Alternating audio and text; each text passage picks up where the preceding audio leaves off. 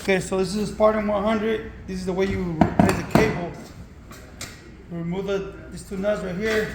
Go about 4 inches inside the bracket. So you're getting it tight. You get your second set. You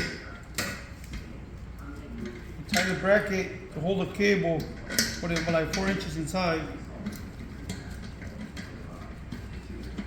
And then this is our security pins. When we get it done, and we just put them back to secure the drum.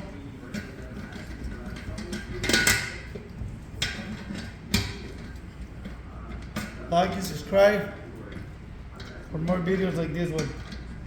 I'm making a video because it was complicated for me to find a Spartan video on how to change the drum. Leave your comments in there. Subscribe.